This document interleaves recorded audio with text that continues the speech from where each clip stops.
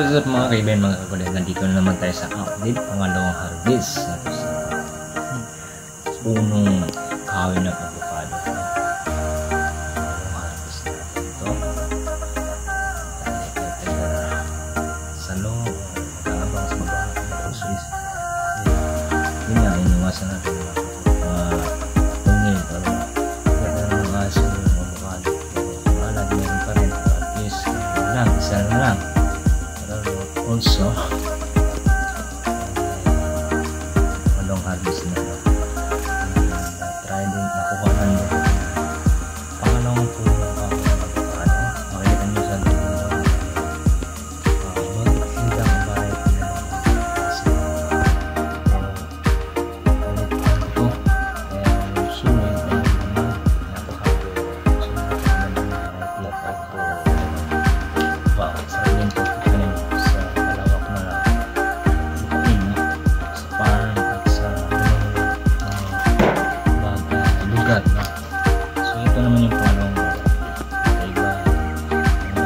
variety na daw, pero kilin, malaking klase ng avocado. Sulit din, gano'n din mga laman at ang unang puno ng avocado, isang variety of variety na sa avocado. Sulit ito is pahaba na sulit din yung bunga, no, yung laman, no? Patay-tay yung gilid nyo, almost, no? Sa balig, nangyayari yung season lang yung ano na to, summer. Lapit na rin natin sa kan, but also is enjoy lang namin doon sa kanya dahil na alam yung nagbunga na yung parang name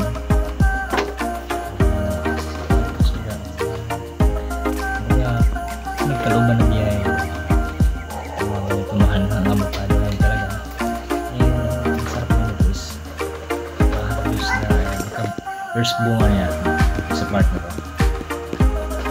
Sarap din nasa yung iba yung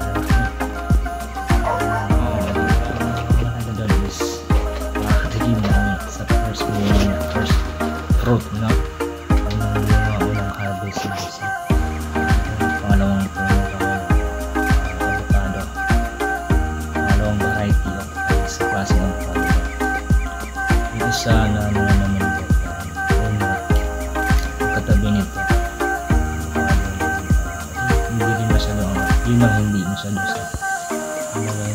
maganda ang variety niya yun nga mugto kung tawagin sa saya yun yung may itin ito solid ang ano napakasulit kita naman yun yung itong iilan lang yung ginawa almost 7 or 8 or mga 6 ganun. I think 7 or mga 10 siguro ito. Diba? Nagkamali. So, no, ito yung una. Ito yung pangalawang puno na tingnan namin na malaki. Yung magandang klaseng so, okay. Solid din. Naman. Ito nalaglag lang ito bigla eh. Kadalas na lang.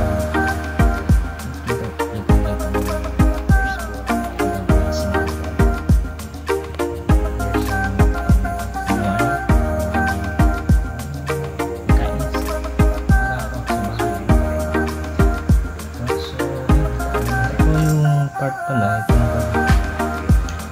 yung bunga naman dito sa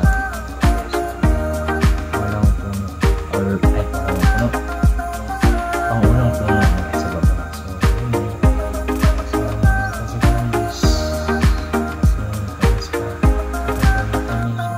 pwede na siyang tanggalin sa puno kailangan na siyang ito naman yung pangalawang yung lahat taas is yung puno ng avocado, punong branch, variety na klase ng avocado. Yung pang-una, yung malaki, kabilog na malaki. Ito naman, haba siya na malaki. Nakakatawa lang, no? Sa part na makakain ka na ng pagkain na baga yung tanim, no? Tanim mo na pinaghirapan. So, yun. Bunga. Okay.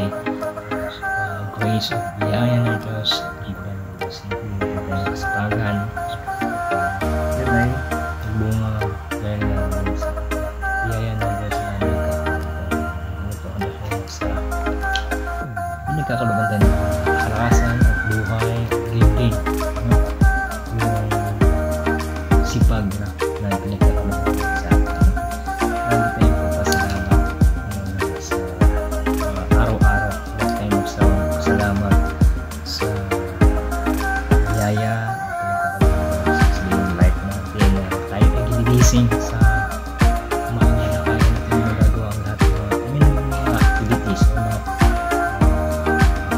trabaho o kahantuan ba. So isa sa pinagpapasalamat natin lagi ay buhay natin nagkakaroon tayo ng malakas at buhay kagalakan, hindi sa healthy kalusugan, no? At para sa proteksyon ni Lord para nandun si Lord. So diba, napakasaya ng makita i-enjoy mo dahil nasa part na yun is makakain ka na ng bunga ng tinanim. Pag may tinanim, may anihin, kakainit, then pwedeng magiging hanap buhay, no? Pagkitaan, no? Yun yung best talaga sa isa. Kapag may mas kapag masipag ka dahil sa buwan ng Lord at may pwedeng tanan mo ng mga prutas o halaman o pwedeng pagkukunan mo ng pagkain, hanap buhay at kumipita at i-enjoy sa mga Lord sa ilagay ni Lord. So napakaganda na yun na yun naman sa video na talaga ako nito kasi nadagdag natin sa ating itong upload na yan. So I hope na magustuhan itong content for us is and then hindi nang kakalagay na possibility yung pag-iyan sa pagsipagan dahil hindi na haharness at makukuha ng kakalit ng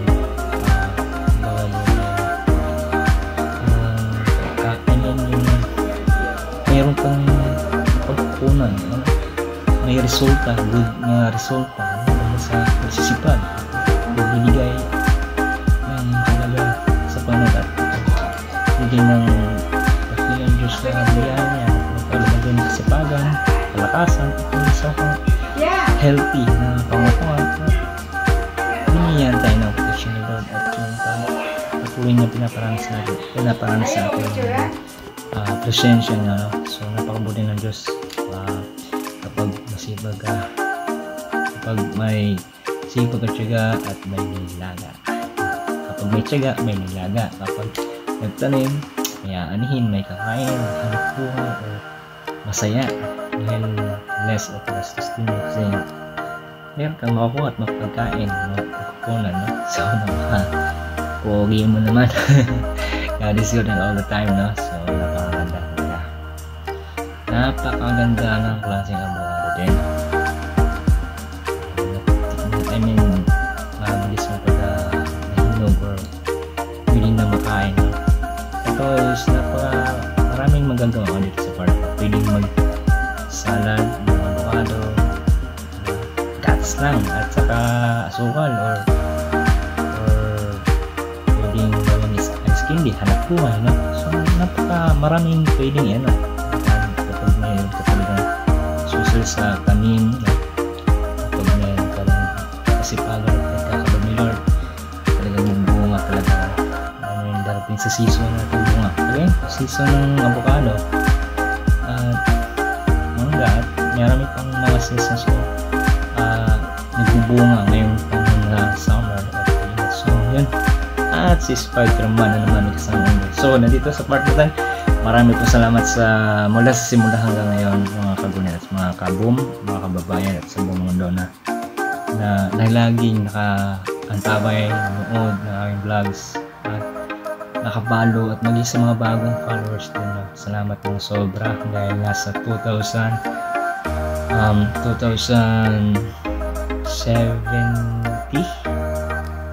yata kung di ako nagkamali. Subscribers na po tayo. Maraming pong salamat sa lahat, lalo na kay Lord, no? Kay God. Thank you Lord at sa mga taong na ako naka-appreciate din sa aking mga vlogs at sa mga comment ko, especially sa good reaction, honesty and sa kaganapan ng aking buhay and daily life, no? At sa kabutihan ng Diyos, huwag tayong makalimat kay Lord kung ano man ang success at tagumpay sa buhay. Lagi pa rin tayo at laging nag-iinit, nag-aalab ng ating puso na pagsunod sa Kanya, pagbibigay ng panahon sa Kanya sa mga free natin, you know? Free or yung libreng oras natin, pwede natin bigyan natin isang oras sa Lord, especially sa pagbabago sa mga devotion night or devotion morning or mag-aaral na sa ito. So lagi tayo mag-aaral na sa ito. Sabi sa pagbalik-bulayan, araw man o gabi ang salita ng Diyos. Kasi doon part na bibigay sa'yo ng strength, lalo na sa relasyon natin kay Lord, na mas lalong mas makilala at closer and deeper with Lord na iba ang nabibigay na sa ating buhay dahil hindi talaga tayo ng kalakasan at siyempre biyaya ni Lord na nanggagaling. So marami po salamat sa lahat ng tumulong sa akin, lahat ng nanonood at nag-follow sa aking channel, lahat ng mga bagong followers, marami po salamat. Hindi po ako magsasawa ng pasensya sa inyo dahil wala rin din na kasi ako dito kung wala rin inyong support at nanonood and tuloy-tuloy nag-control ng puso requirements na YouTube, so watch first na YouTube at yun ay nag-control unti-unti, slowly but surely unti-unti pero may progressive, mayroong result na maganda. God is good in all the time. Thank you Lord at sa lahat mga kagabayan at kawin at sa mga kaboom sabay-sabay tayong mangarap at magtagumpay na kasama sa Lord, mga kay Lord, at huwag mamalan ng pag-asa. Ang Diyos ay napakabuti at nandyan lang lagi para sa iyong kondisyon. Pag is calling to God, tawagin, bakit, mahiya, kasi si Lord makikinggan ka. So bye-bye, God bless mga kaibigan at sa mga kaboom sa lahat. Thank you, peace out.